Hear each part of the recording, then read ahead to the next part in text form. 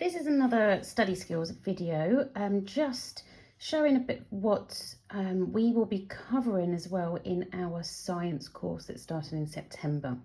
So one of the modules will be all about required practicals and practical skills and how to gain those extra marks and become more confident answering these sort of questions. We can't let you forget that in your exams, required practicals are about 30% of your marks. They are a big part and something that you actually cannot ignore. So I've just picked out here an example. This is actually from Edexcel, and this just one question incorporates 2 practicals. It also goes through equipment and how to draw it. You do need to know how to draw equipment and label them. So this one is all about a sample of rock contains a mixture of sodium chloride, which is your salt, and some insoluble substances, so they don't dissolve and they are insoluble, such as, for example, sand. The rock salt is added to water and the mixture stirred. The mixture is then filtered to obtain a filtrate of sodium chloride solution. So this is quite common, where they will actually give you a mixture of soluble and insoluble substances and you have to describe how to separate them all out. So first bit, draw a labelled diagram. Don't forget, labelled. The apparatus used to filter the mixture and collect the sodium chloride solution. Please note here that I do use a pencil and it is sharp. Okay, this is like just a simple thing that you need to remember in an exam or when you're drawing, labelling, doing graphs. Use pencil. Now obviously you can label in pen, that's absolutely fine, write the words there, but all your drawings, all graphs, etc., pencil, sharp pencil and a ruler. So don't forget those vital bits of equipment. If you make a mistake with pen, it looks messy and you might miss out on really simple, easy marks. Okay, so it's just a top tip really. So make sure you use a ruler. Obviously my drawings aren't brilliant, doesn't matter, you get the idea. You've got a flask, and in the mark scheme it has that bracketed, so you don't have to write that it's a conical flask, but you have to write a flask. Funnel, filter paper. You get 1 mark for the correct labels, all of them, and another mark for your drawing, so it's only 2 marks. Second part, describe. That's your command word. Okay, so it's literally write down or what you see or instructions, no science involved. So it says describe how a sample of pure dry sodium chloride crystals can be obtained from the filtrate. Now the filtrate would be the solution here. Okay, so this is your sodium chloride filtrate. So you can either, it says, I would break this down into either heat the solution or leave in a warm place, and then once it's crystallized you pat dry, because you've got to incorporate drying the sodium chloride, or just leave the solution to crystallize. So the water will naturally evaporate off, leaving the crystals there, decant any excess liquid and then pat dry.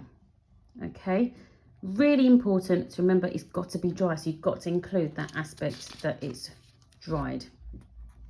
The second part of the question is all about chromatography. The whole question is about separating techniques as well, so there are quite a few required practicals on separating techniques. So this is, well, being able to identify the inks, identify and calculate your RF value. Okay, there's no description here. So they've got you a ruler on the side here. All they're asking is, in the experiment, the solvent front moved 6.5. So you need to know, look, it's labelled here. They do give you clues in the diagram. Your solvent front is this. So your distance from your start line to the solvent front is 6.5 centimetres. It says calculate the RF value of the dye that is present in both X and Y. So these two. So you've got to find the dot that correlates to both X and Y, which are these 2 dots.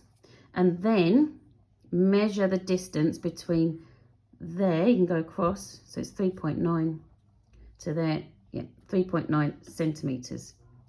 So to calculate the RF value, all you've got to do, it's like a percentage basically. It's like, well, how far up has it gone based on the solvent line?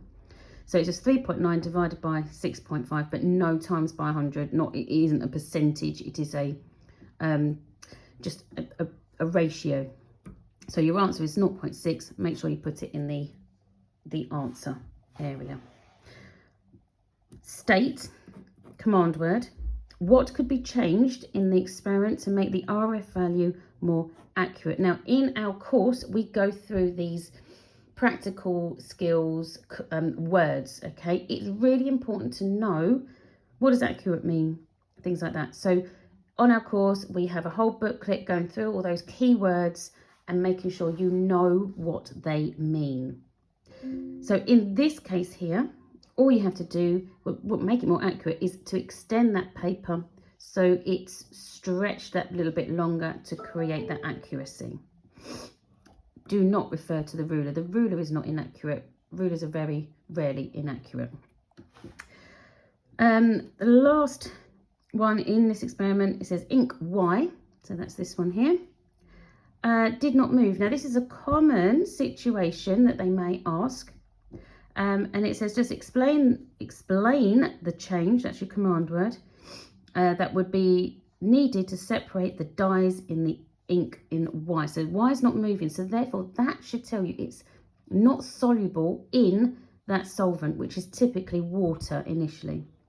So your answer for 2 marks is to use a different solvent, and that solvent must be able to dissolve that ink. For example, ethanol. Now that is a very common question that they could ask for any exam board. Okay. Again, hope that's helped. This is just a sample of what we would be going through in our science course. Feel free to click on the link, have a little look at what we are covering. It's a 9-month course suitable for year 9, 10 and 11, more so sort of 10 and 11 because we've got more content that's been covered, but would definitely help to iron out and identify those skills that can boost those grades. So please feel free to click on the web link and take a look and sign up as soon as possible because it's starting in September. Can't wait.